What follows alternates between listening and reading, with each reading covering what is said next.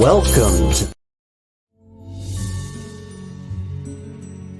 Spirit Switchboard, airing live on the United Public Radio Network, 105.3, New Orleans.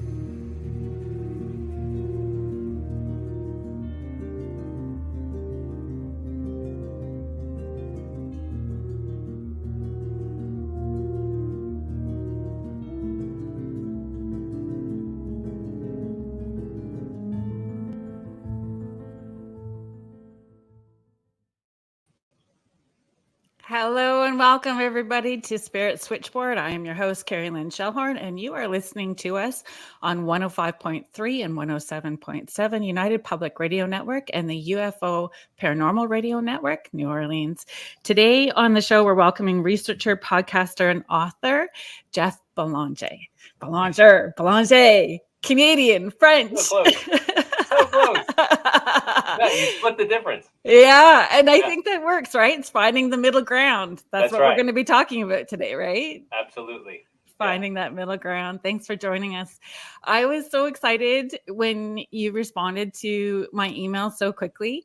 I have followed along your journey for so long that, you know, I had a 1,000 questions and places I wanted to go to.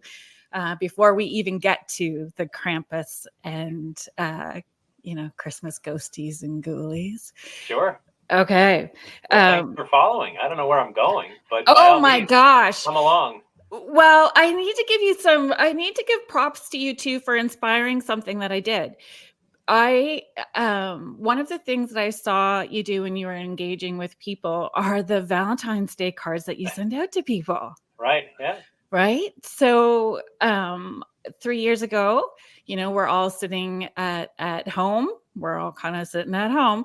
And I had been making these little cards. And I thought, oh my gosh, that's such a great idea. Maybe that I'm going to flip up a post on social media and let people know, whoever the first few people are that send me a message, I'll send them a Valentine's Day card in the mail.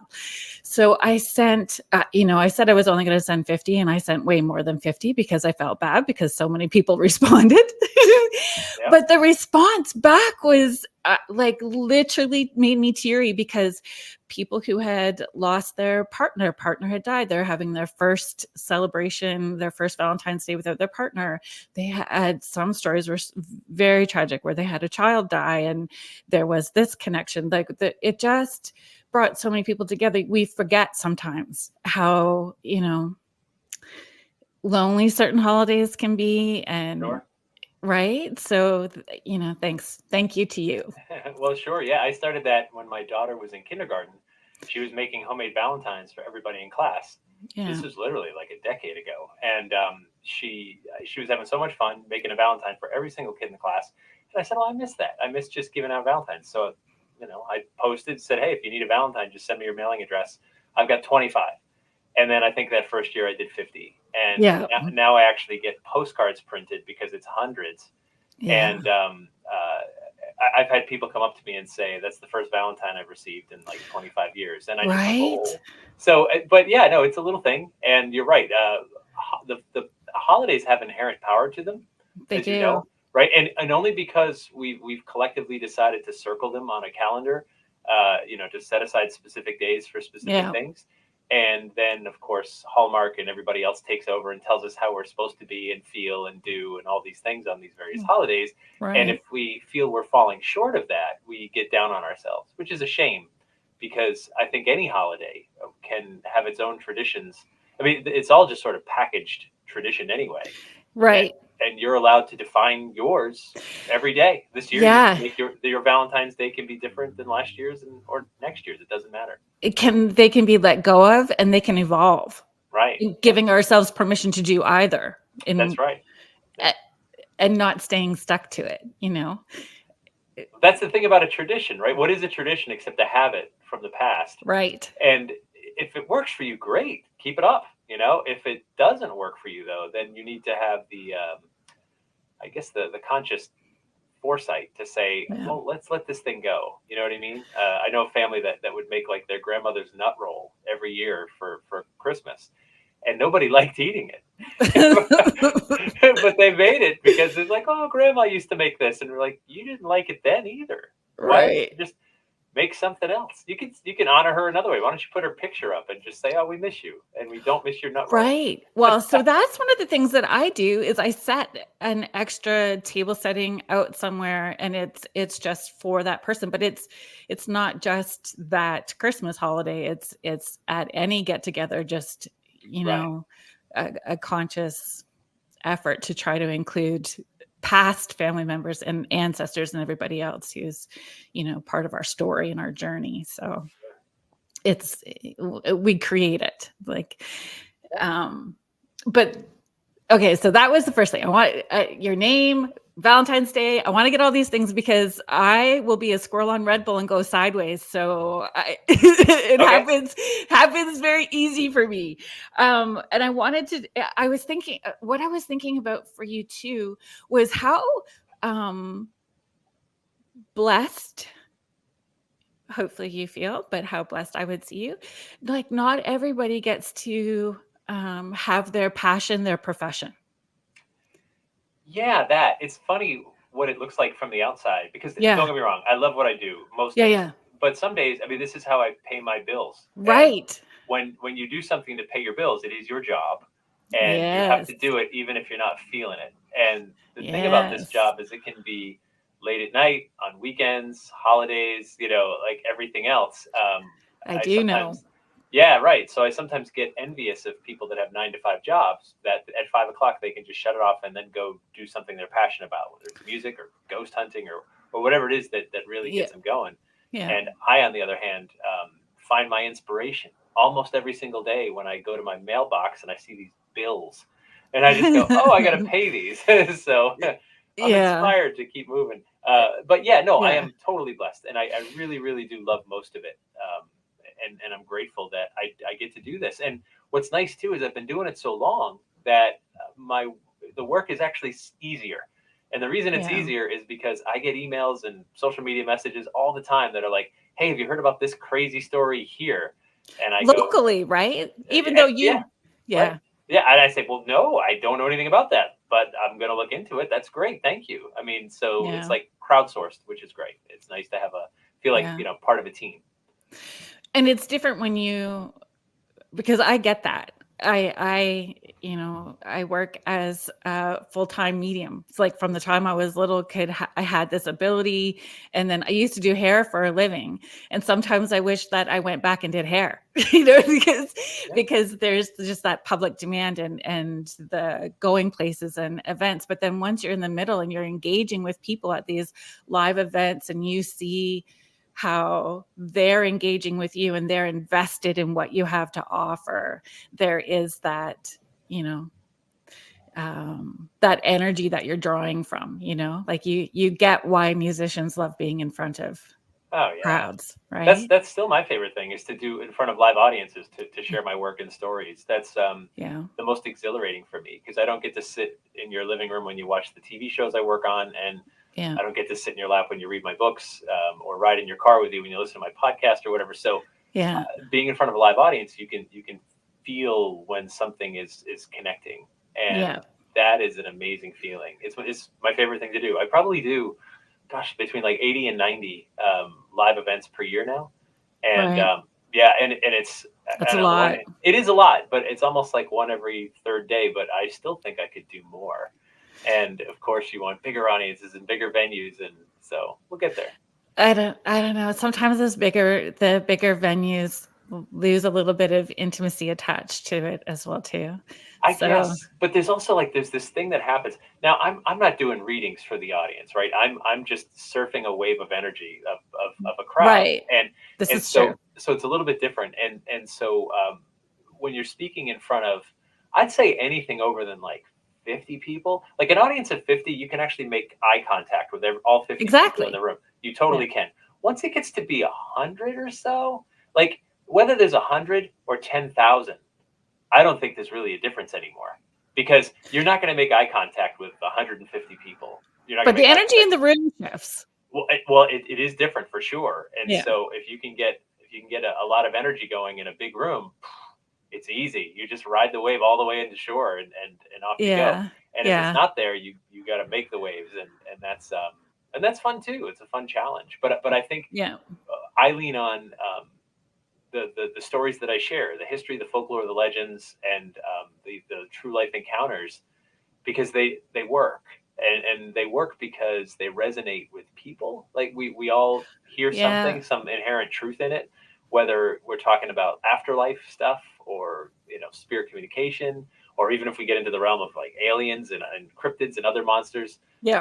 There's something in there that you go, yeah, I really think there's something more to all this, and we get to explore it through stories. And whether you Right. leave a skeptic or a believer, it's not really up to me. I'm not trying to convert anyone to anything. I just sort of share what I've learned, and we let the chips fall where they fall. Yeah.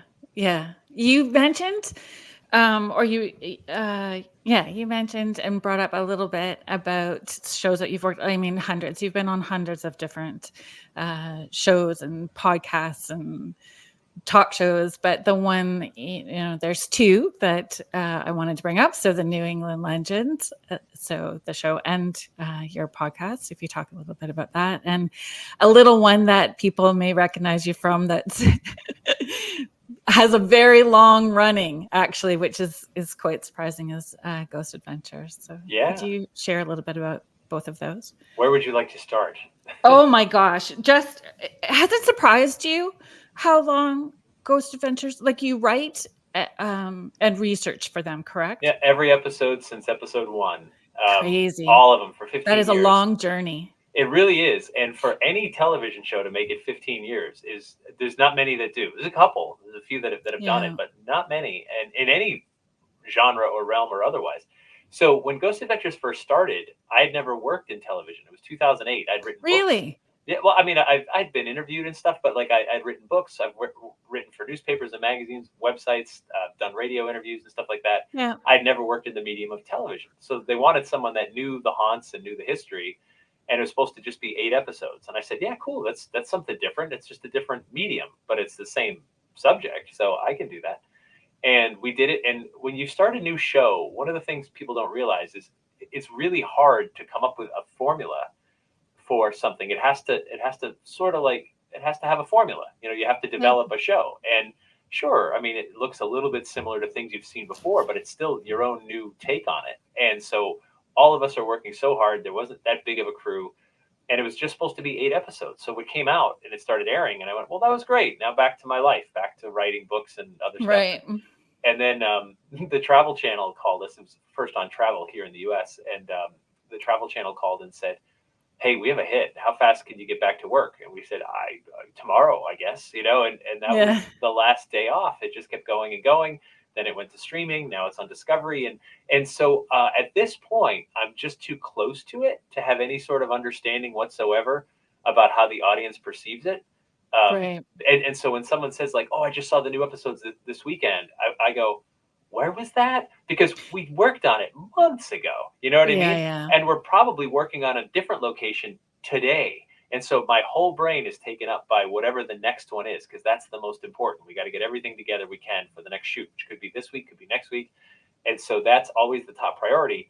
And so when an episode finally comes out, I'm just like, oh God, that was months ago. You're way over it. Yeah. And so Yeah. we're just sort of on to the next one. But no, the funniest thing to me is that once in a while I'll give a talk or something, and some young person, maybe in like their 20s or something, will come up and say, oh, I love Ghost Adventures. I've been watching that since I was a kid. It's hard, right? And I go, oh, I guess I'm that old. I was working on it when you were a kid. Right. So yeah, it's 15 years. It's been an amazing run. It's awesome, and I'm so grateful for it, because it also allows me to do everything else that I do. That I can do my other projects too.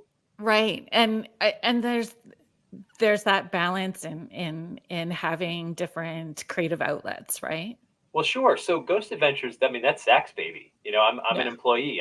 Yep. I'm here to help and get him all the information that I can, so he can do his thing, and do whatever I can to make that a success. And then there's other stuff that I work on that's my baby, and I like both. I mean, it's for sure. But sometimes you're like, oh well, this is my thing. I conceived it. I created it, I host it, I write it, I produce it, and those kinds of projects. When those hit, it feels even better because you're not just one of many. You're one of a very few that make it happen. Like my Christmas tree is haunted. Best song ever. It made me laugh. It's awesome. So yeah, that's old too. I mean, that's got to be like 12 years old or something. I don't know, but it's older. I told you, following along, right? You were a kid. And so no, my kid was a kid. Your kid was a kid. So I wrote it's on YouTube. It's free. You can go find it and just listen to it. So I wrote this blues song, My Christmas Tree is Haunted. And I'm very fortunate to have like talented friends. So my buddy John, who I grew up with, he's a full-time musician and he put down the tracks and stuff. My father-in-law, who actually had a top 40 hit in the 70s, he sang it. And so the song came out and I was just putting it out each year, just like, hey, friends, have a laugh. You know what I mean? You can listen to it, do whatever, and share it. And then I got quite a feather in my cap. A friend of mine who produces an annual charity album called Rock for Christmas contacted me years ago and said, hey, can we use your song on this album? Eddie Money's got a song on there. Cheap Trick has a song on there. and like these other bands and stuff. And I just went, me with Eddie Money and Cheap Trick on an album? And I said, absolutely. Like I just did this for fun. And I mean, if it can help, by all means. And so it came out, and then they had a concert that December, and Eddie Money was the headliner. And so I got to go backstage, and I got to meet Eddie Money, and I got to see the concert, and I was just like, wow, look at me. I did a thing, and it's on this album. No one knew who I was. It didn't matter, but I just thought it was kind of funny to just be like, oh, yeah, I wrote a song. It's on an album with Cheap Trick and Eddie Money. It's a great story. I'm sure they're not aware of that. They're just like, oh, yeah, Jeff Belanger. We did an album with him. No, they wouldn't know. But it was fun. It's fun to just like, I still have that CD somewhere just to see it and be like, oh, yeah, look at that. Yeah. You did a thing. Right. But doing those little things, it's those little slivers of joy, right? Like even talking about it still brings you this moment of joy. So well, I think it's hysterical. Something that I worked on like 12, 13 years ago still gets brought up. And so the funny thing is that's the funny thing about anything related to Christmas, right? Is that it has the ability to come back year after year after year after year. I mean, long lasting. 2 words for you, Carolyn. Mariah Carey. Oh, no. Doesn't matter. I don't care what you think of the song. Love it, hate it, makes no difference whatsoever. Every year. Here. Oh, you hear those? Oh, there it is, right? And it's back. And it's the Christmas season. It's the holiday season. If it becomes part of someone's tradition to listen to a song, then every year that song is going to come back again and again. Right. And that's the funny thing about art and creative stuff, right? You do this thing, you make this little bird and you throw it into the air and you wonder what'll happen to it. Sometimes it just falls like a stone, and other times it soars. And as a creative person, all you do is you just keep making new birds and see which one goes. And you don't know what people are going to gravitate to until it's out there. No idea. It's really taking that breath, closing your eyes, and just hitting the button and sending it out and see what happens. So yeah, and then but too, like so when you're podcasting and things like that, when you create a show, when you create content, hopefully you're doing it because you're passionate about it, you're interested in it, and you take an interest, and you hope others will too. But you can't think about groups when you're creating something. Mm-mm. You can only think about one person. You know what I mean? And so I always try to number one, I serve the story. Like the story sort of talks to you. Like if there's a legend or something floating around, it says, hey, this is what I need. And then you serve that first, but then I think about telling it to one person, like a friend. You know what I mean? So hey, I've got something to tell you. I got to tell you about this crazy thing I researched. And you think about telling it to one person, and sometimes that will resonate, but you can't think about like telling it to masses because that's faceless and cold. A story is between two and people. if you're not interested in it and you're just trying to share it because you feel like that's what the mass is going to want, it doesn't ever feel right. Like the energy is not there. It just doesn't feel authentic, or you've brought your full integrity to it. It just doesn't land in the same way. It's like a bunch of cheesy pop songs that we could all think of, where you just go, oh, that's soulless crap. Yep. And then there's like real music that stirs you. Where you're like, whoa, it really hits you hard. Yeah.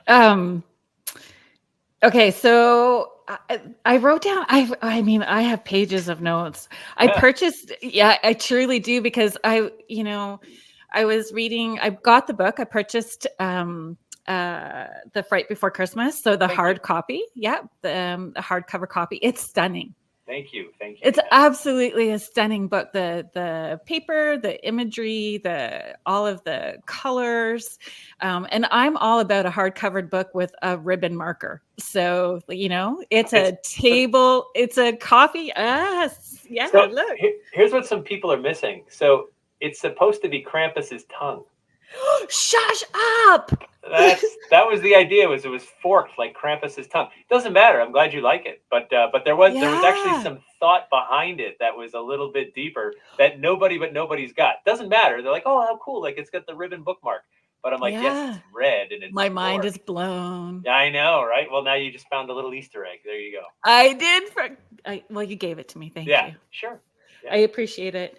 But definitely, like your coffee table book that, you know. Well, I feel like you can use it to weed your friends out. You know what I mean? Because like it's got a horrible monster holding Yeah. a kid, who's screaming in agony because he's probably going to die.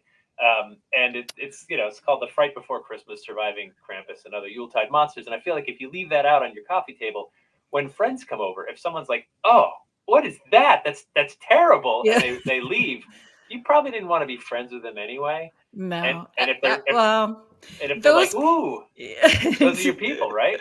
Yes, and I think I only have those people come to my house. Honestly, Good. everybody's ready for Krampus at my house. Everybody is ready for Krampus at my house. I have been quite verbal my whole life. I am 52 this year, 52. Forever that Christmas was scarier than Halloween. Halloween Yeah. was fun, but Christmas, you move it, and somebody, like I always kind of roll my eyes when I hear that thinning of the veil at Halloween. I get it. I get that thinning of the veil, but that veil stays wide open until after the new year because this time of year is scarier ghost stories, scarier monsters. This is the season. And Absolutely, you're it, so correct. And I got this. I bought this from a friend, but I know your listeners can't see it. But so if you yeah, think of the year as a wheel, right, and as a right. clock, so all over the world there's four major holidays: winter, spring, summer, fall, and then four minor ones halfway in between each. Samhain, the Celtic New Year, Halloween is halfway between the fall equinox and the winter solstice. And Samhain, of course, is the sun setting on the year. If you think about it as like the year is like a day, that Right. is the sunset. The sun is setting, and dusk is scary because night's coming. But if that's the sunset, Yule, midwinter, the solstice, that's midnight. That is the Yeah. darkest, coldest part. And so ghosts, sure, Yeah. the veil is thin. I get that ghosts scare some people, sure, of course. But Christmas could kill you. There are Yes. monsters that could drag you out of your toasty warm Literally. bed, drag you up into the mountains, and like cut you up and cook you into a stew, and you die, right? So Yeah. that's like nothing does that at Halloween. And so I've always No. thought that if you love spooky, I get it, me too. Which is why I've been focused more on Christmas lately because this is really the one where the frights come out. I agree 100%. And, I I saw the book and I was like, oh my gosh, I am emailing. I am going to cross my fingers and toes and hope he agrees to come on because I feel seen. Well, thank you. I text all of my children. My oldest kiddo is 30. Yeah. And then right, my baby is 18. And I text the kids and I'm like, oh my gosh, listen to the title of this book. And they're like, did he consult you? And I went, nope, unfortunately not for this one. But if there's a sequel, we might hang out.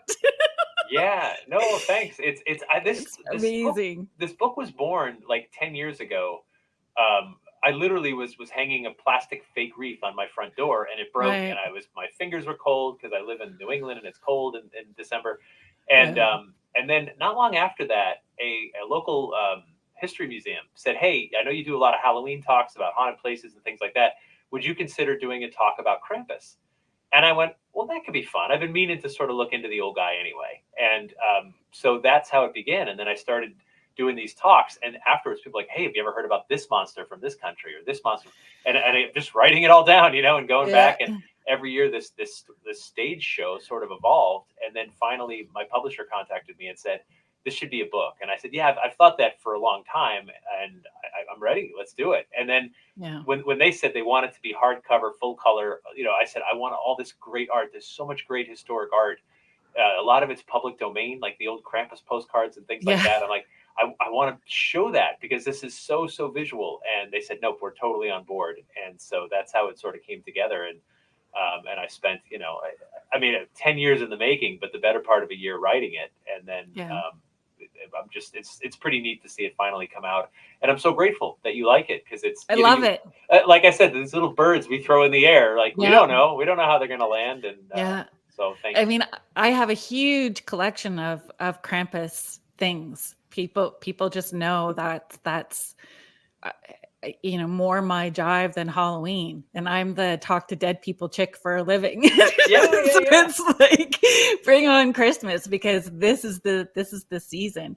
And I mean, as a little kid, not knowing that this was going to be where I landed as an adult, right? But as a child, you get hit with those ghost stories very early. A Christmas Carol, It's a Wonderful Life, like all of those stories have those scary ghosts, and I would cry in those movies and be scared, right? And we get hit with it early, for sure. We do. And one of the things that I think people forget is that most of what we're supposed to feel about this holiday was taught to us in a ghost story, a Dickens, A Christmas Carol. You just said it, right? That we're supposed to sort of face down our ghosts, our demons, look into our deep, dark past, and only then can we be redeemed. And we can be redeemed in one night if we're lucky. If we're lucky that old Jacob Marley shows up and says, listen, you monster, like we were in the same boat 7 years ago, and I've arranged something. You're not going to like it, right? But if you those were two words I wrote down on my paper: accountability and consequences. Well, right. We lost those. And Scrooge had to be held accountable. He had to suffer the consequences, at least see, literally, Jacob Marley, this is what you will become to Scrooge if you don't change your ways. And he had the chance to go through, run the gauntlet of his life, and come out the other side redeemed. And I thought about, this holiday has been so, commercialized and everything else. And religion. Religion was added to it very recently, only in the last couple decades, really. Really? Oh, absolutely. This has always been a pagan holiday. Always. Christianity has been at war with Christmas since 336 AD until about 1978 or 79. Like an endless war with this holiday, because every piece of it is pagan. That I understood. And it harkens back to, the Puritans literally banned Christmas. We will work that day. We'll go to school that day. If you dress festive, if you give gifts, if you make merry, and other, quote, satanical practices, you'll be fined 5 shillings, which was like 3 days' pay back during this time. That was true in England. It was true in colonial America. And eventually the ban was lifted, but people still didn't celebrate Christmas. It was Charles Dickens, that really invented the holiday, that made it more of like, no, this is a big thing. We give gifts, but we look after the people who work for us and the poor around us, and we help each other. And that was the way. And when I was a kid, I was raised Roman Catholic, in the interest of full disclosure. Right. And I remember being a young kid, and Father Lawler, who was a pretty tough priest, we were at the church hall, and Santa was coming. And he had a candy cane and a little wrapped present, which was a box of plastic rosary beads for every kid. And Santa walked in, and every kid, including me, was just like, oh, the world's biggest celebrity has just walked into the room. OMG, right? And then Father Lawler was standing in the corner, folded his arms, laser daggers coming out of his eyes, looking at Santa Claus. And I just remember looking at Father Lawler and being like, do you know who that is? Do you know who that is? That is Santa Claus. And what's wrong with you? And what's wrong with him is that he knows biblically, theologically, historically, that Christmas has nothing to do with the birth of Jesus. No, I wrote that Nothing. down as a talking point for us today. Yeah, Like, I forget where it's Luke something. Yeah, Like, Luke chapter 2. That's our only clue in the Bible as to when Jesus was born. And it says shepherds lay out in the night with their flock, keeping watch, and the angel of the Lord appeared, and they were terrified. That is our only clue as to when the birth of Jesus occurred. And the reason for that is no accident. It's not important when he was born. Otherwise, the Bible would have told you. The Bible would have said it is critically important that you understand that this day was the day Jesus was born. But Jesus was a commoner, and commoners didn't track their birthday. Only kings did that, only royalty. And so the whole point of the Jesus story is that he was born a commoner. Now, in Bethlehem, the shepherds do stay out with their flocks all night, but not in winter, which means that's the only season we can rule out is winter. They'll do it from like late March all the way through, October, maybe early November. Right. So those are the only months we can rule out, according to the Bible. Again, it doesn't matter. I mean, you can celebrate, if you're a religious person, you can celebrate the birth of Jesus any day you wish. December 25th is as good as any other. But it was the reason it's December 25th is because the Roman Emperor Constantine was trying to sell Christianity to the masses, unify under one God. There was just too many gods, and he wasn't banning others. He wasn't outlawing others, but he was trying to sort of sell this idea. Now, they had Saturnalia there raging for like years. And this is a party from December 17th to the 23rd every year. It started out in the farm districts, and it just became this huge, huge party where there's orgies and there's feasts, and you drink the wine, and the masters become the servants, and there's the Lord of Misrule who gets to be the court jester in every house, and just this wild party. And he knew he couldn't shut that down. It's too popular, It's so, but he's trying to sell Jesus to the masses, and he says, well, Jesus is a king. He's a king of kings, and kings need birthdays. And so December 25th in the Julian calendar is the winter solstice. And the winter solstice is also Sol Invictus, the sun god, right? And it's the shortest day, but it also marks the day where the sun starts to return. Every day after the solstice, there's a little bit more sunlight until we get to spring, and then summer, of course. The summer solstice is the maximum. Right. And so he thought that would be the day, December 25th, 336, boom, Christmas. And true Christians were at war with that day all the way up until our lifetime, when they sort of gave up and said, all right, Jesus is the reason for the season. It's called Christ Mass, which I get it. But really, it was St. Nicholas who was the star of the show, and his day is December 6th. It's not the 25th. Right. And then when Santa came along and everything else, and not to be confused with, right? Not to be confused. That's right. I specifically asked people, if St. Nicholas and Santa Claus are not two different people in your head right now, split them apart, right? Because St. Nicholas arrives on December 6th. Santa Claus is December 25th. And in all of Europe and with a Coke. Right, with Coca-Cola. With the Coca-Cola. In most countries, they're distinct.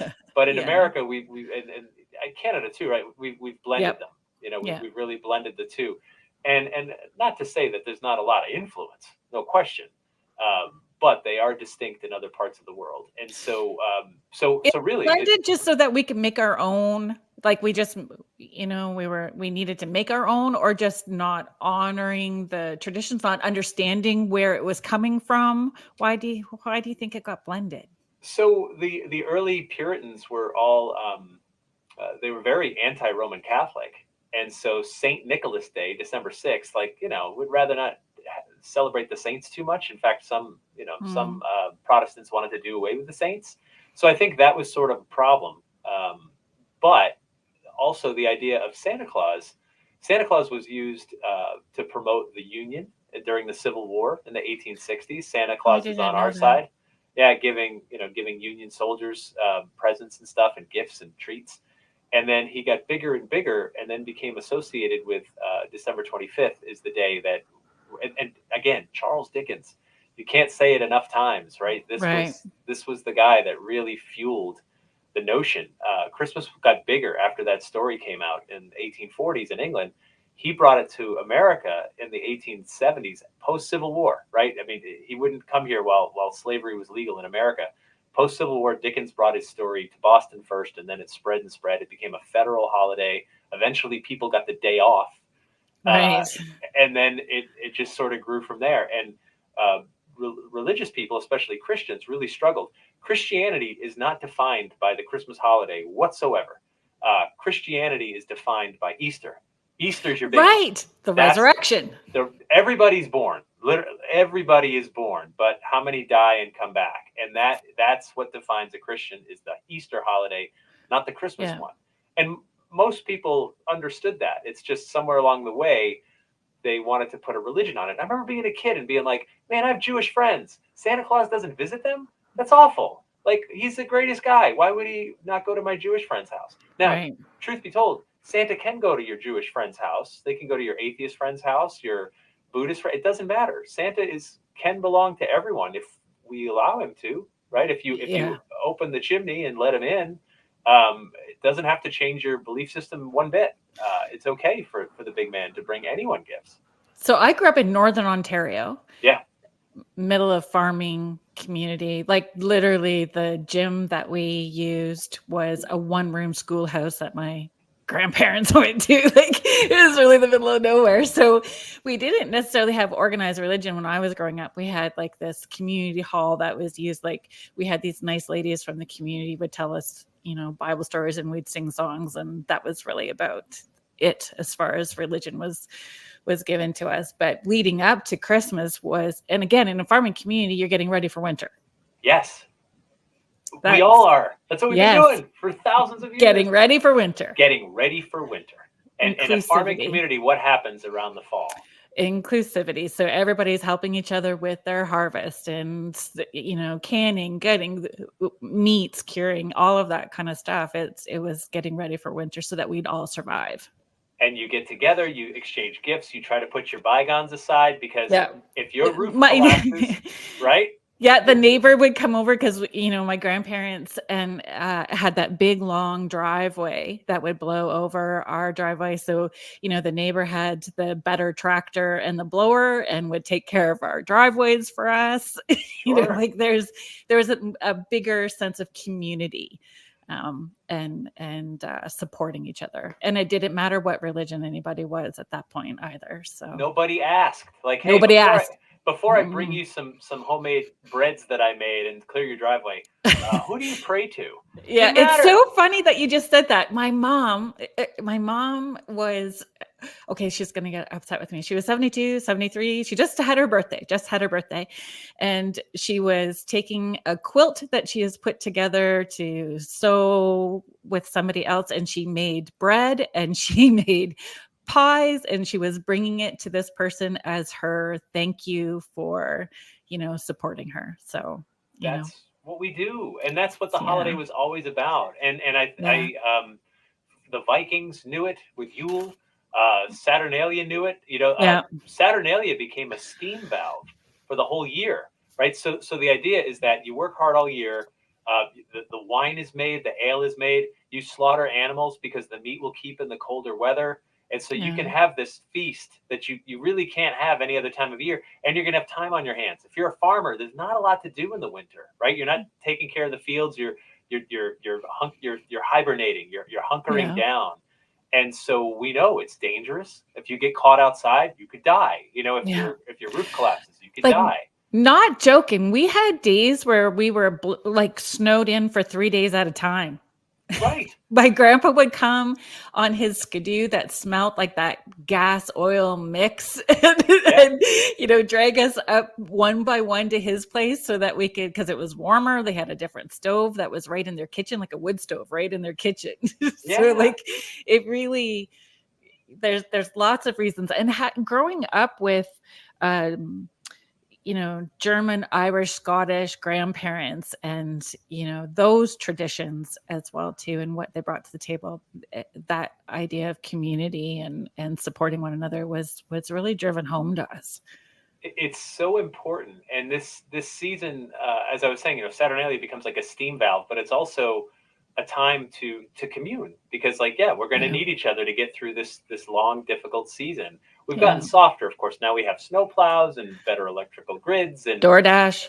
I really want a pizza, but I don't want to go out. It's snowy. Someone will bring it to you, right? And it's we live in such a different time now. But if you could just let your mind drift back, just not even that long, 100 Nope. years, I mean, just Yeah. 1 century, just your grandparents is enough. Think about your grandparents' generation and what they, even in those times, which are still relatively modern, winter is a force to be reckoned with. Where you live, where I live, we still got to look down the barrel of the gun.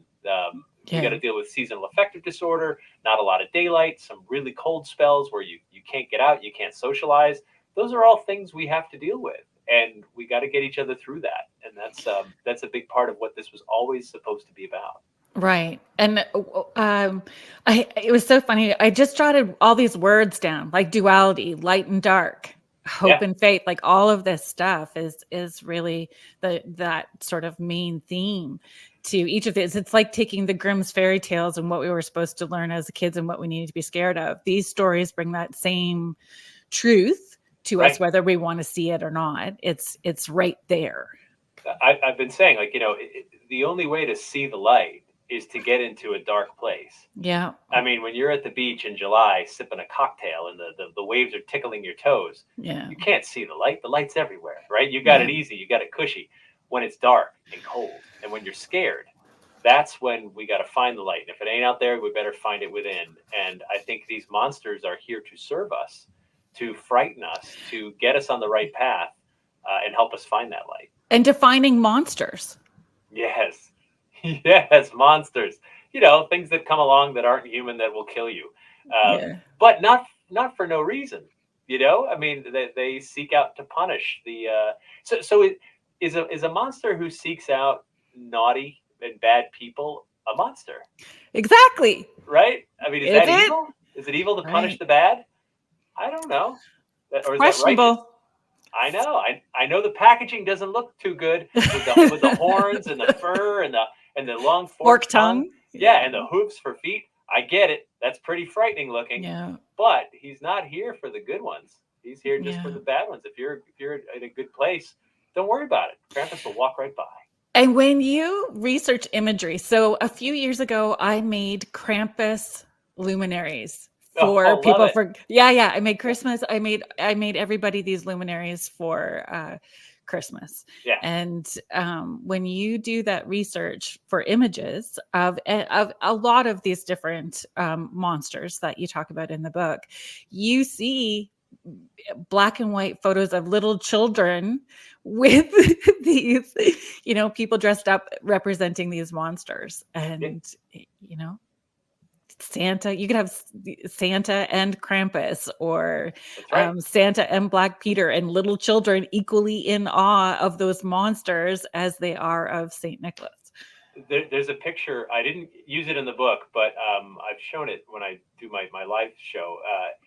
For the book, I got to interview a French school teacher who teaches preschool, and we were talking about Père Fouettard, who Father Whipper, and the story is amazing. He shows up with St. Nicholas, and Father Whipper, he's very much like a Belsnickel character, where he will beat the naughty kids with a switch of sticks. Doesn't kill them or eat them per se, just hits them.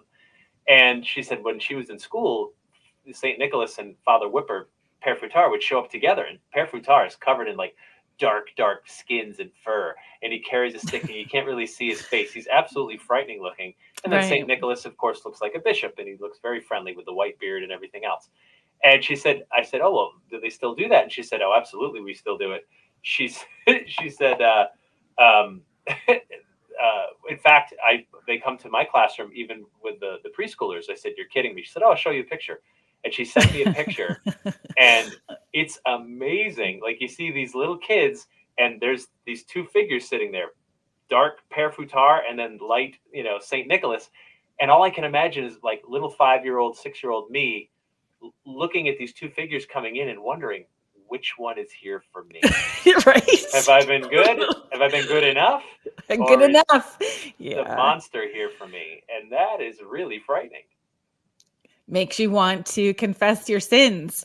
It makes you want to, it's a real consequence. When I was a kid, I was told you're going to get less presents, or you'll get like coal and sticks in your stocking. Yeah. But shoot, imagine if my parents had said, no, you're going to die. This monster will literally come, drag you out of your bed and kill you. Crazy. What? Right? Like coal and sticks, that'd be the least of your concerns. I gave my nephew and my children coal one year in their stockings. And so now my nephew, who's 28, my daughter's 26, they have had one of those tins of coal that they have re-gifted each other back and forth every year. And, as a reminder, were you good this year? Do you have anything you need to confess this year? So they hold each other accountable every year. It's just super fun. Yeah. So, but it can be literal, but it can also be metaphorical. Exactly. And hey, you know what? If you wait long enough and put enough pressure on that thing, it's a diamond. It's a diamond. That's what my nephew told her. Yeah. He said that's what he was going to have to do. But there's can you share because the story of Père Fouettard is actually connected with Saint Nicholas, like in a different way. Like the origin story is really kind of quite awful. Absolutely terrible. Why you would be scared you might be murdered. I hope no one's eating. So right. The original story of how Père Fouettard came to be is that there was long ago, there were 3 children that were lost in a snowstorm, and they found this village, and the only light on was in a butcher shop. And they walked into the butcher shop, and the only one in there was this butcher, and that there was no meat. It was an empty shop. And the kids said, can we please stay here till morning and find our folks? We were lost in the storm. And that's when the butcher gets a horrible idea.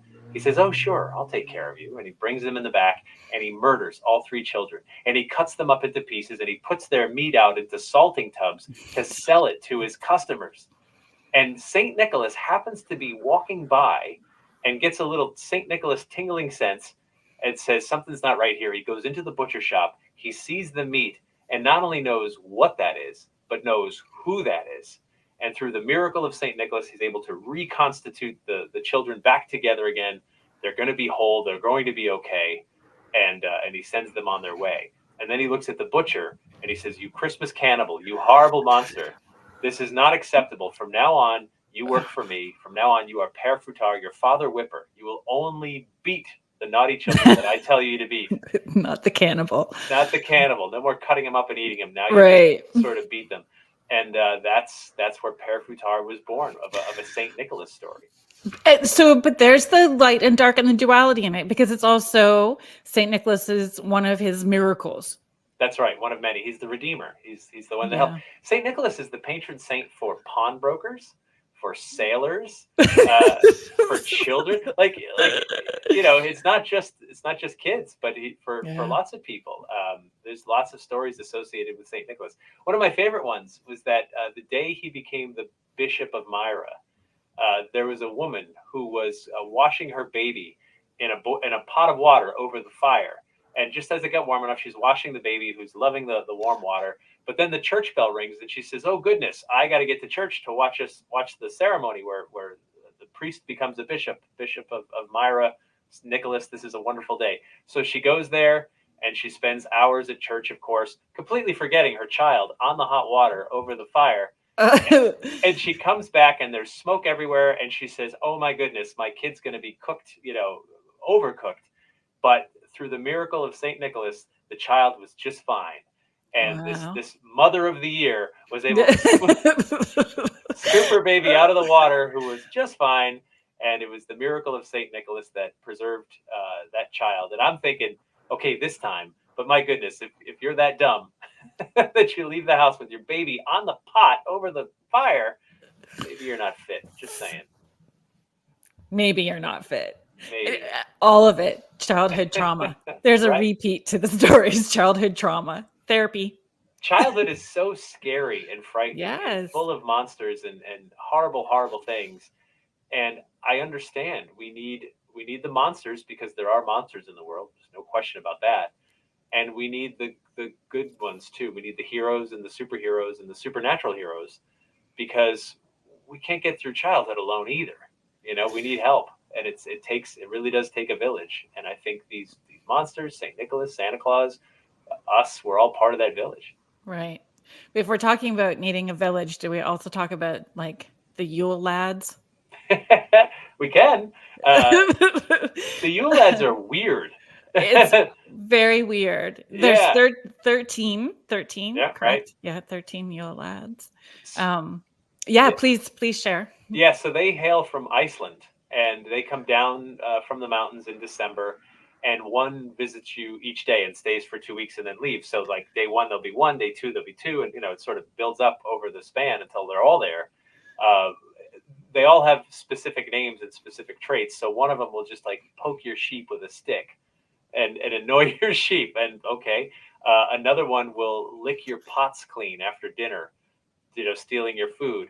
Another one will slam doors all night while you're trying to sleep. Another one will steal your skyr, which is a Icelandic yogurt. And another one peeps through the window.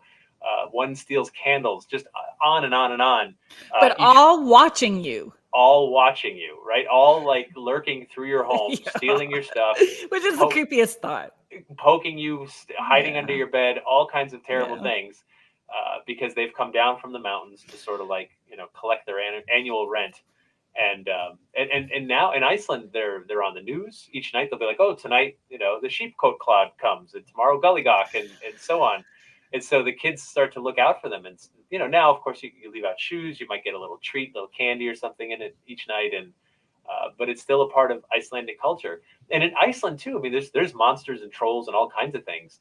And you have to remember, in Reykjavik, the capital, around the winter solstice, there's about 4 hours of sunlight.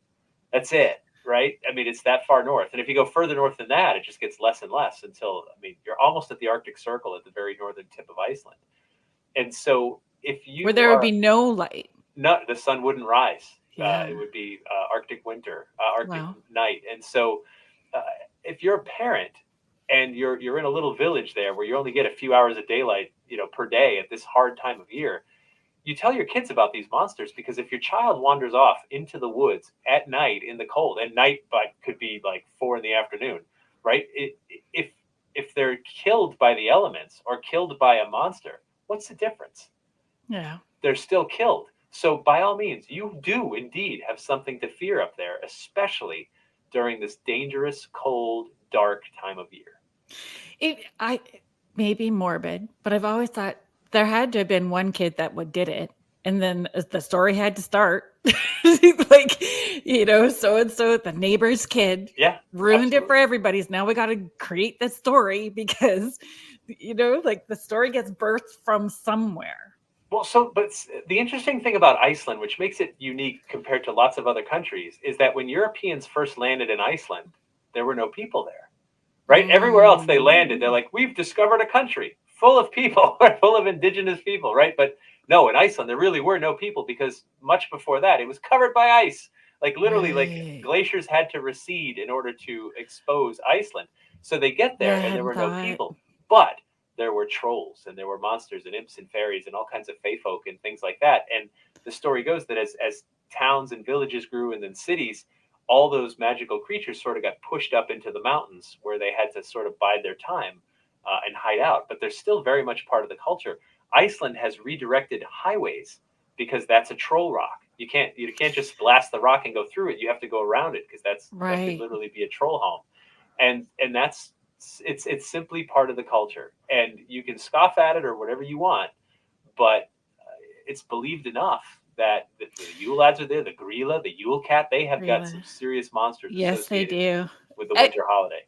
And that's a conversation that I have with a lot of people as well too. If enough people are putting that energy and intent and belief into something, we can create it, right? If we're saying that we can manifest things, then we have to also acknowledge we can manifest those monsters as well too. Of course we can. And I think too, when I've had discussions about Santa Claus with people, and I've said, look, if you close your eyes right now and I say Santa Claus, there's a picture. I said nothing but Santa Claus. I didn't say what he looks like, where he lives, how he dresses. You already know all that. You know it. I mean, he's a tulpa at this point, a thought form, a real spirit of the season that possesses me every year. I can tell you that, and I welcome it. Possesses lots of us, and spirit possession doesn't have to be a bad thing. In Judaism, they have the Dybbuk, right, which attaches to you. Yeah. And the Dybbuk can be bad. It can make you do bad things, but it can also be helpful. So if you're trying to like quit smoking, a spirit that did it in life might attach to you and help you through this difficult time and then leave you once you're sort of over the hump. And that's sort of beautiful. The idea that we Yeah. can be possessed for good. For good, we can be possessed by different elementals and creatures and so on. And I think Christmas just brings out all of them, the dark side, the light side. But even the dark side has a purpose, a very noble purpose. Exactly. Again, Yeah. coming back to that accountability, right? Right. We washed all that away during the 1920s, during Prohibition, all when Santa Claus really rose to prominence, and Coca-Cola started using it to sell Coca-Cola. Coke, and then other companies started to realize, wait a minute, whatever you sell, whether it's donuts or cars or stereos or pizza, Mhm. that you can use the world's biggest celebrity to endorse your product for free. Uh, that just caught on. And so the Yeah. holiday became more and more about consumerism from like the 1920s to the 30s and 40s. And there was just no room for consequences because we need to spend, spend, spend. That's how you get out of an economic depression. It's how you get out of an economic recession. You spend money. And Christmas became about consumerism first. And then everything else came second. And you can get bitter about that and angry about that, or you can simply change it, and you're allowed to change it this year. You can start your own traditions and say, oh, for me, it's more about the things we cook and bake for each other, or I would Mhm. like my Christmas to look like this. You can have it, anything you want. That how wonderful is that? That you Yeah. can carry traditions that work for you and that you love, and you can drop ones that don't. You are allowed to define it each and every year, and that's awesome. And I think these monsters are coming back. Maybe they're here to remind us it doesn't have to be about consumerism. And really, who's the monsters? You people like fighting at Walmart at 6 a.m. when they open That's and crazy. literally killing each other to get like some new thing at a discount, or Yeah. us that comes to beat the naughty kids and scare you a little bit during a dangerous time of year. Like, really, who is the monster? Yeah, exactly. If you are just joining us now, you are listening to Spirit Switchboard on the United Public Radio Network and the UFO Paranormal Radio Network, 105.3 and 107.7. We are just continuing this conversation with Jeff. I was thinking, where we left off about consumerism and going to our next monster is, Krampus and his book and his like movie deal. Yeah. Well, Like I think, do you feel that that helped bring those storylines back, being, of course, you can't yeah, you can't deny the power of popular culture and movies and things yeah, like that. But movies don't dictate where we go, right? It's a reflection, right? So yeah, so Krampus rose to enough prominence on his own before Hollywood said like, hey, let's do a movie. bank on this. Let's see how that Yeah. goes. Um, you know, there are Krampus runs now all over, not just Austria and Germany where he's from. There's the Krampus Society of New England where I live holds a ball every year in Providence, Rhode Island, and it's so fun. All these people come dressed up as Krampus. Over in Austria, I got to speak to the Krampus Museum, and he was saying how now with Krampus runs, the Krampuses still carry sticks and so on. And if you're on the parade route, they'll run by and they'll hit your legs to sort of knock the Oh, bad spirits and bad cheer out of you. And interesting. so it's more about sort of like keeping you in good cheer and in a good place as opposed to killing you, which I Right. think is awesome. But Sticking you in the basket and running. he evolves with the times. They all the monsters do. That's how it is.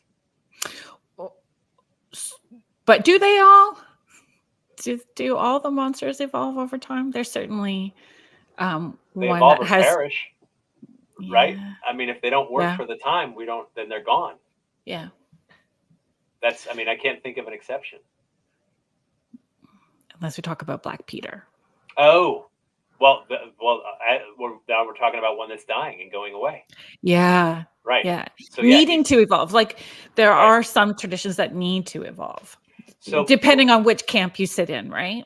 well, right. So Zwarte Piet in the Netherlands, Black Peter. He's the weirdest thing is that he was born in like the 1850s, and he was a part of a children's story. And in the 1850s, the Dutch were still very, very prominent in the slave trade, and their biggest customer was the United States. So once the Civil War ended and slavery was abolished, the slavery market sort of dropped out, and the Dutch stopped trading in slaves and so on. The Black Peter was originally a servant of Saint Nicholas. He was, quote, rescued or purchased as a child, and then worked for Saint Nicholas, and more or less still a slave, sort of, which is not great. But No. Saint Nicholas would come from Spain, and he might come in a hot air balloon or leave in a hot air balloon, and his servant, Zwarte Piet, would either punish the naughty, or if there was no hope at all, he would take the naughty away, and it could become lethal at that point. And so that evolved over time. And then for some reason, when they started to do St. Nicholas parades, Black Peter was always depicted by a white person in blackface. Yeah, it makes no sense. Yeah, year after year. And that continues to this day. And now he's making international news because a person wearing blackface, there's just no real acceptable reason. You can never say, like, well, yeah, he was in blackface, but like, no, because it's just racism all the way around. Right. There's no way to anything after the but that you can say that's going to make that okay. Yeah. And so there's two camps, and we see this in the United States. We see this all over. There's two camps. One says it's tradition. Don't get so hung up on it. We're not being racist. We're just being traditional. And then there's another camp that says a person in blackface is not acceptable. We have to stop this. No other country does this. No other country has it. Like, this is absolutely unacceptable. And so Sjorsten Piet came around not that long ago. Chimney Pete. Chimney Pete is just dirty. He's covered in soot, and a white person can be dirty. Belsnickel's covered in soot too. And so people were like, okay, well, let's call him Chimney Pete, and then he doesn't have to be in blackface. And then they came up with rainbow Petes.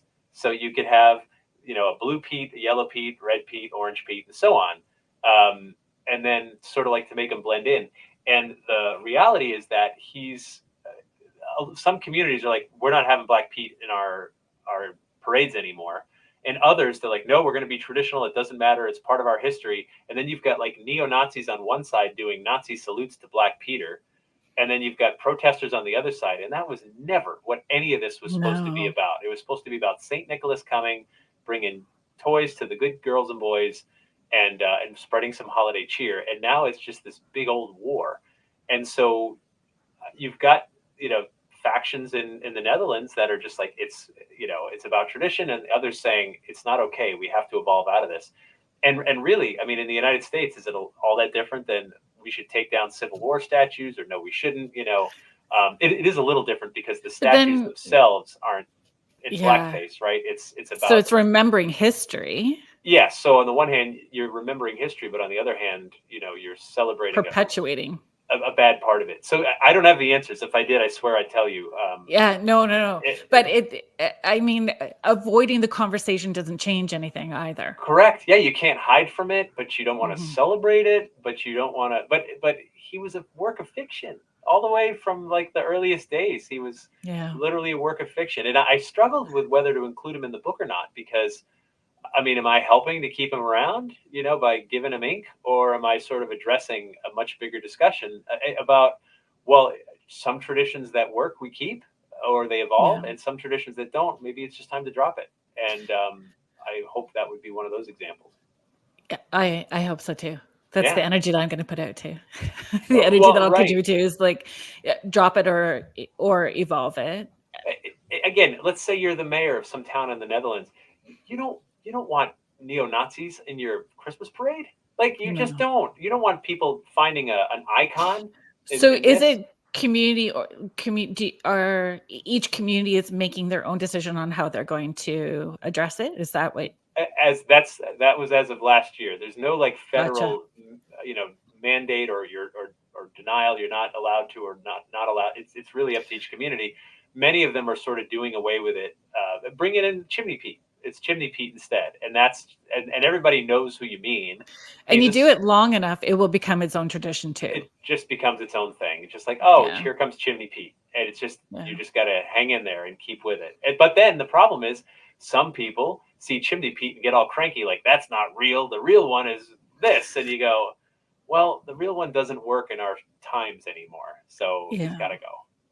Yeah, it does, Yeah. and it does not. No, it I doesn't. was It doesn't thinking doesn't age. about adopting traditions, even though they're not necessarily part of your community. So one of those traditions that I've adopted was a paint blue ceiling on my porch. Oh, Haint Blue, yeah. Paint I blue. was at a plantation in Virginia back in September, and they had the Haint Blue on their Yeah. porch as well. I thought that was really cool. Yeah, Yeah. Southern word for ghost, Haint. So yeah, southern. Haint. So Yeah, keeping out those spirits, and the thought behind it, yeah, confusing the spirits with water, right? So that yeah, they don't feel they can enter a home.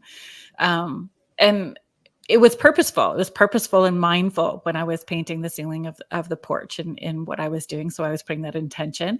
And um and in reading the book and preparing for this, I had not thought about why I was putting evergreens on my front door. Like I really, it made me pause, like, holy cow.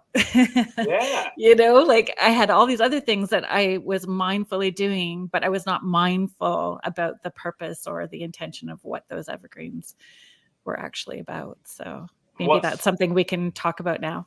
Yeah, so I was the same way. I was putting up a fake wreath and doing it because that's what my dad did, and that's what the neighbors do, and it looks pretty enough and whatever. But Yeah.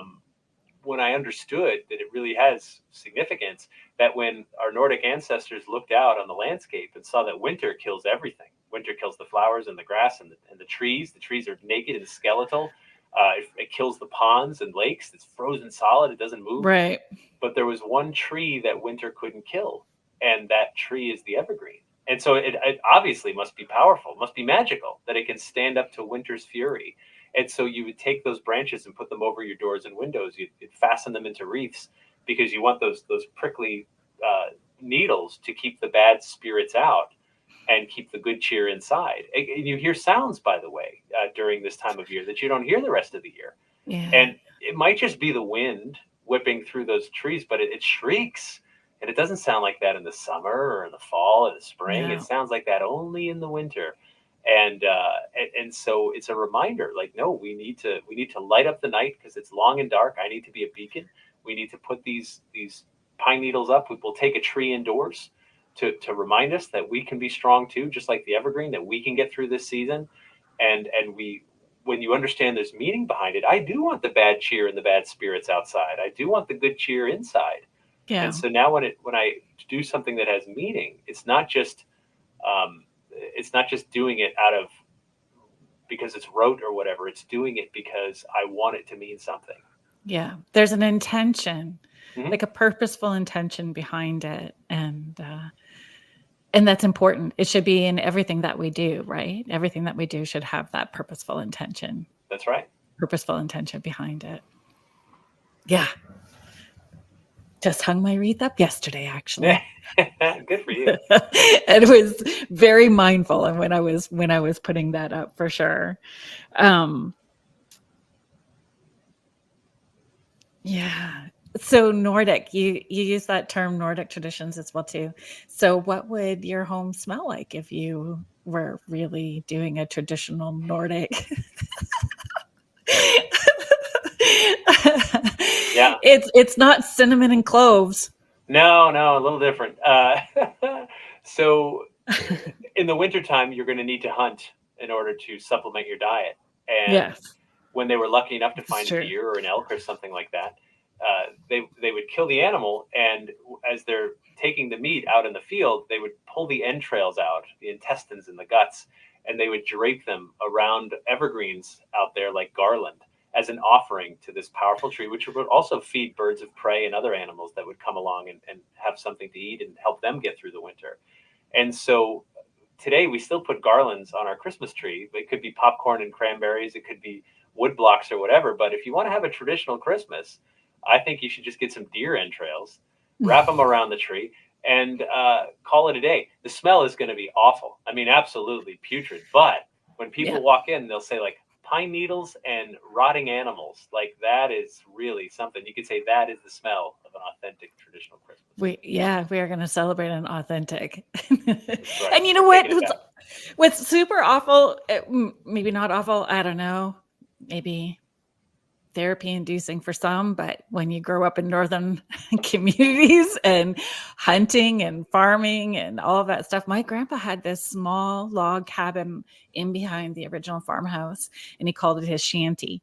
And so he was the community trapper. If there was like nuisance animals, he was the one that everybody called to trap these animals. And he would skin the animal's trap. He would stretch hides. He would do all of that stuff in this like little shanty of his in the back. And I would sit in there. There was a wood stove, and there is a distinct smell to all of that. But I loved my grandpa, this old stoic German fellow, and he would tell all kinds of stories in there. I'm telling you, I understood that winter was long and that you needed to prepare and you needed to honor the animals and honor the land, like respect the land and respect the resources, right? And that's what a big part of all of this was about. Yeah, you got to hunker down. I mean, and then I know that people that listen to us in like temperate climates where it doesn't get that cold are probably saying like, why would you choose to live somewhere that could be so dangerous, right? You just move 1,000 miles south and just, you're like, ooh, it's cold today. It's not just cold. Like we had like bears on our, like just walk across the back. And my kids too, not that they've had the same sort of experience, but certainly for a short period of time they did, like where a certain bell would go off during elementary school, and they knew they had to get back into the school quick because there was a bear sighting on the school property. Like they just they understood that at a younger age. And not everybody has those experiences or they don't understand for sure. There's a monster outside that could eat children. Stay inside. Yes. Not that weird, is it? Right? No, it is not that weird. Nope. But I mean, we could find monsters 2 doors down from us and not realize that there's a monster living 2 doors down from us. We could find monsters in our churches, and we could find monsters in our political arenas and everywhere else, and our news is filled with them. So of course we know there's monsters in the world. That's no secret. Everybody knows that. Yeah. Tomten.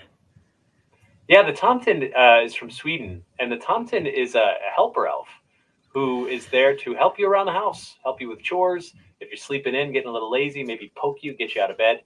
And all the Tomten asks for a year of service is that you leave out this bowl of riesengroth, which is this sticky sweet rice pudding, on Christmas Eve. And if you don't do it, the worst thing the Tomten can do to you is leave, and then you'll have no help at all.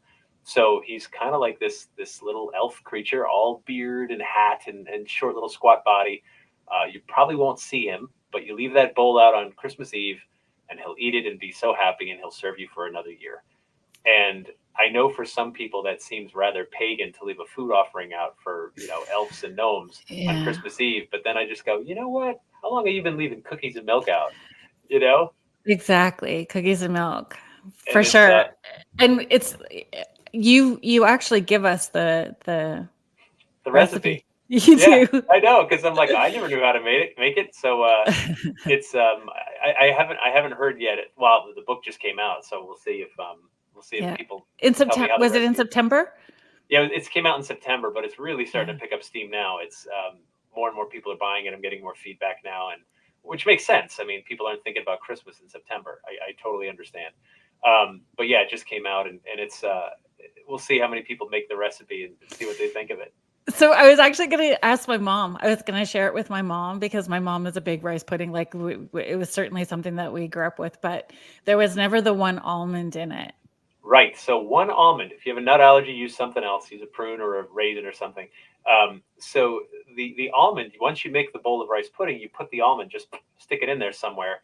And as you're scooping it out to different people, to your guests and family, it's whoever gets the almond, whoever finds the almond gets like a special treat or an extra present or whatever tradition, or maybe has to clean up, right? Maybe have to do the dishes. You do you, whatever works for you. And so that's the Isn't thought behind the almond.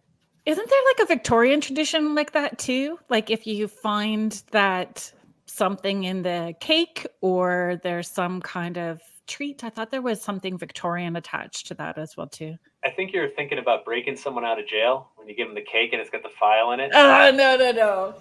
That's how they get through the I bars. don't think so. I thought No, it was you're some yeah, kind of Victorian tradition. yeah. You might be Victorians right. did weird things around Christmas holidays. They did. They did all kinds of wonderful, weird things. And if you think about it, our Christmas traditions today are such a melting pot of so many different cultures. Yeah. Cultures and beliefs and foods and practices and so on. It's all sort of come together, and I think that's awesome. It should be that. It should be inclusive. It should be a melting pot, and because it is a melting pot, again, you're allowed to define it. Yeah. And not feel stuck in one tradition, that it could be many different traditions. That's of course correct. Yeah, Right. because it is already many different traditions. Yeah. It's not like, well, Christmas must mean a tree, a wreath, cookies, turkey. Like it does. None of that matters, right? It's Yeah. take it if it works for you, and drop it if it doesn't. Yeah. Yeah. Doesn't matter if it starts with Die Hard and Yeah, that's right. like Yeah. it becomes debatable. Everybody wants to debate what a tradition actually. A tradition is a habit. That's all it is. And traditions can be 1 year old. They can be 100 years old. They can be 1,000 years old. You are allowed to make them or break them. And the thing about Christmas, especially, is that it's always been sort of packaged nostalgia. And when I was a kid, like it was a drug. I mean, I was high from like Thanksgiving here in the U.S. right through New Year's. Well, I don't know if you did, but that Sears Christmas wish book came before school started. So it came at the end of summer. So by the beginning of September, you were circling the bubblegum machine and all those things that you wanted out of the Christmas Sears wish book. Yeah. No, it's of course, because that's what it's about. You got to buy, you got to spend. Consumerism, right? But it's yeah, no, and of course there's still some of that today. And by all means, if you want to buy gifts for people and folks you love, that works too. I've got my own wish list, and I'm excited to get some presents for some people in my family, and but you want it to be special, and I wonder too if maybe like the rise of internet shopping has brought some of these monsters back too. Because think about how easy holiday shopping is now. When I was younger, like you had to face the malls and the stores and get up early and go to sales and go to 6 different stores to find the one damn toy that your kid wants. Now it's just online, and you can be like, I got my list here. Click, click, click, click, click, click, click, click, click. How much? Oh, that's a lot, but I'm done. Click, right? It'll be here in 2 or 3 days. I'll wrap it up. Bada boom, bada bing, right? On with my next thing. In the book, you dedicated it to your mom. I did. And said, that she kept that magic going for you. Are there traditions that she started that you've kept? Are there traditions that because you're a parent as well too. So, there's comfort in traditions as well too, especially if we don't have those family members anymore with us. So some of those we keep for the comfort and connection, so we don't feel disconnected from them. Sure. So, I mean, we're going to my parents' house for Thanksgiving, and mom will have the tree up for the grandkids to decorate, during dinner, before dinner, after dinner. So there's that part of it. We always have spaghetti and meatballs on Christmas Day. And the reason is it's so easy. Like we make it ahead of time. So you just warm it in the pot all day long. And when you want to eat, you throw the pasta in, right? I mean, it's pretty easy. So we have certain like food traditions and cookie traditions and so on. And it's, part of that, but it's just, my mom goes through so much trouble to make it as perfect as possible. And I love that, it just means so much to her. And like I said, it was a drug when I was a kid. Like you would be floating on that drug. And as I got older, the high lasted less and less time, to the point, at one point it was not there at all, where I didn't feel that Christmas spirit. And it made me so sad. But then I became a dad, and that helped a lot. But now that my daughter's a teenager, again, I'm finding it through ghost stories and monster stories, and that's bringing me comfort again, which is great, because that is a really fun spirit to have infect you, each year. And when it was missing, I think I knew how Scrooge felt. Right. Even the new version of Scrooged. Right? It's Yeah. not new. It's an older movie, but it still shows you those monsters, right? Like it's still connecting you to those monsters and bringing it into our time. Well, again, because the reason A Christmas Carol has been done and redone a And million redone. times by Muppets and comedy and everything in Yeah. between, um, is part of the reason is because it's always evolving for the time, and that's why we keep telling that story. Right. Well, I realize that you need to run. I I'm realize you sorry. need to. No, it's all good. It's all good. Thank you so much for spending your time. I know that you've got such a busy, hectic schedule and doing your book tour and promoting the book tour, and I hope that it's wildly successful. Thank you. I heard somewhere along the way that the warehouses are empty. They're empty, which is really exciting and awful at the same time. It's the stores still have it, so if you see it for sale online or in a local store, like that's it. That's the first edition, and I think it's going to be gone. Yeah. Which is great. I'm glad it's been so well received so far. It's also an audiobook that won't run out. You can I narrate it, so that's available, and it's an ebook, and that won't run out either. Yeah, and they can find it. They can find the book where Anywhere. anywhere. It's anywhere you sell books. All the distributors have them, and online and And Amazon. we'll have the link in the description for the show as well too. So if anybody's wanting to purchase it that way, and we can redirect them to your website as well too. Thank you so much. You're welcome. Thanks for hanging out with me today. Thank you. Take care.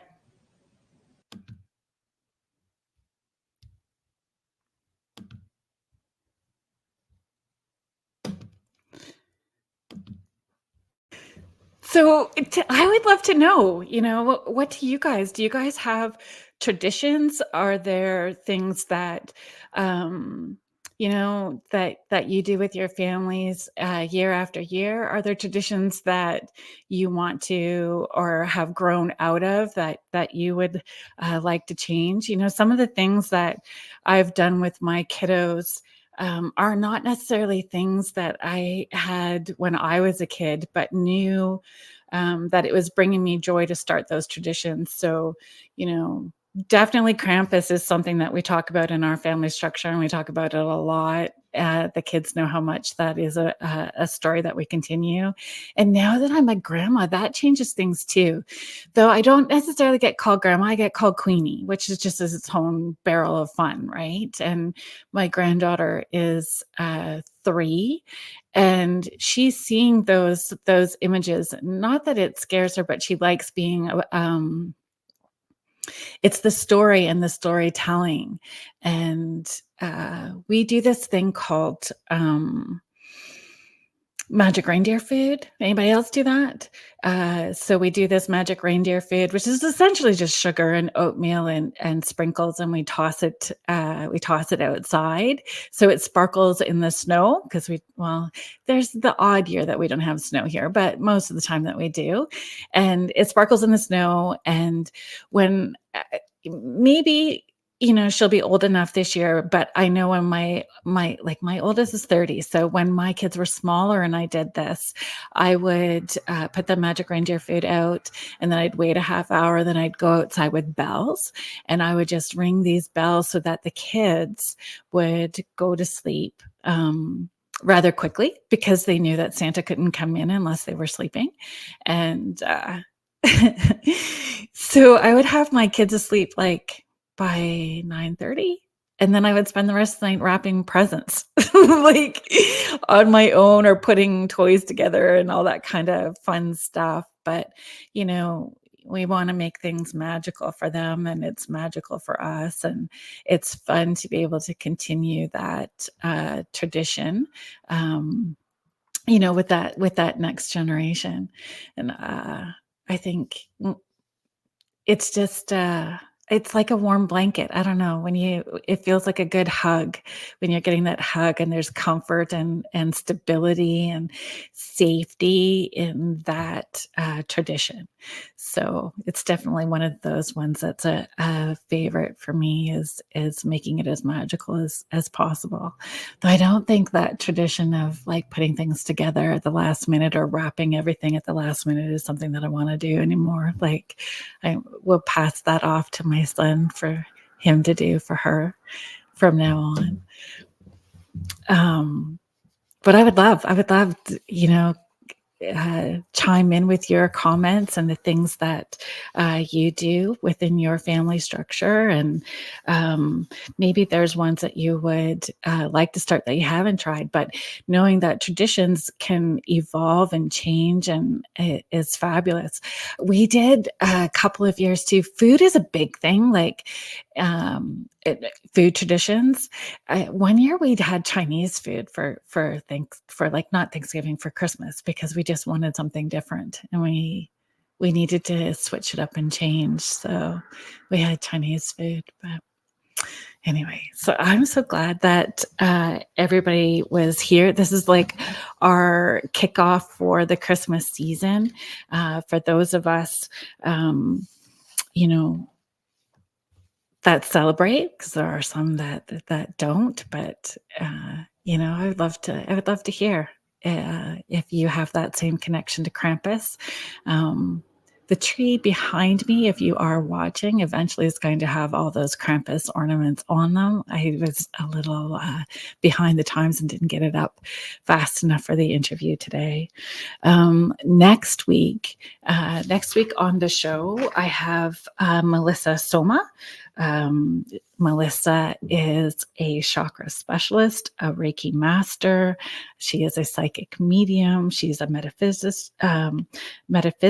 Oh, I'm going to just bumble that up. Me and my words aren't working well. Maybe I need to be a little more caffeinated. But she is a mentor, and she is a 5-time world champion martial artist. And we're going to have so much to talk about with Melissa next week as well too. So thank you so much for hanging out with us. Thank you for listening. And you have been listening to the UFO Paranormal Radio Network and the United Public Radio Network, 105.3 and 107.7 New Orleans.